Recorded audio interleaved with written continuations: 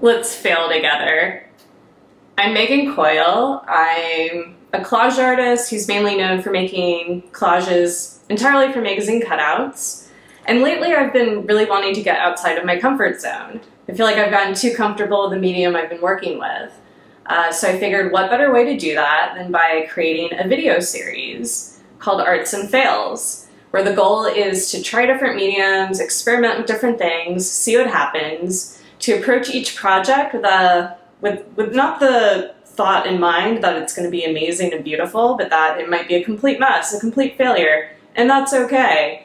And so if it turns out great, amazing. If not, we'll walk away with some lessons learned.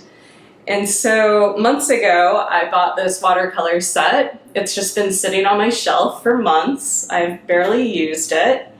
And I figured what better way to kick off this series than to play around with these and see what happens. Here are the materials that I used for this particular project. This is the watercolor set. It came along with these additional brushes, and here is the sketchbook of watercolor paper that I used. I prefer using spiral-bound sketchbooks as opposed to book-bound ones, just because if I'm working on something and I'm really happy with the final product, it's nice to be able to easily remove it from the sketchbook. I feel like book-bound sketchbooks are just a lot more difficult to do that with. And here I am sketching out the composition with watercolor. I should have used more water at this point. The sketch is pretty pigmented. And I'm also thinking that it probably would have been useful to do a really quick graphite sketch to map out that composition. Anyway, what I am painting is inspired by a recent visit to the botanical garden in the Bronx. So these are going to become lily pads with a lily flower.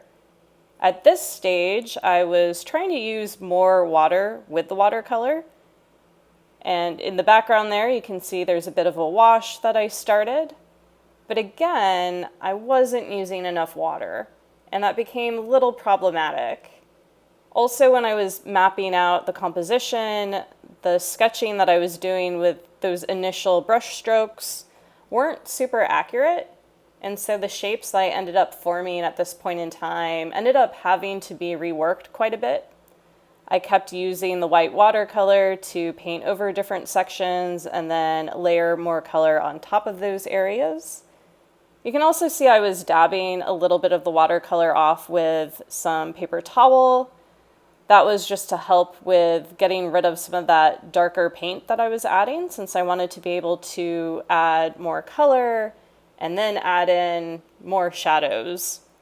And again, I wasn't using enough water for this painting, and so I ended up layering quite a bit of thick color, and it looks a lot more like an acrylic painting as opposed to a watercolor painting.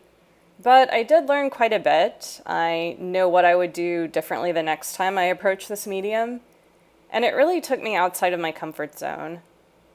I am looking forward to experimenting with watercolor again, and I'm just really glad that this inspired me to get started. That's always the toughest part of the creative process, is just getting started, is just finally working on something. And so I'm pretty pleased that I was able to complete something. It's not amazing, but I had fun. And that's it with this one. It wasn't about trying to make something perfect, but about experimenting, trying something new, and seeing what happens. So I'd like to think this was a very successful failure. And if you enjoyed following along with this process, I'm planning to post more Arts and Fails videos in the future. And if you have any mediums or techniques that you'd really like to see me explore, feel free to drop those in the comments. And until next time, let's fail together again.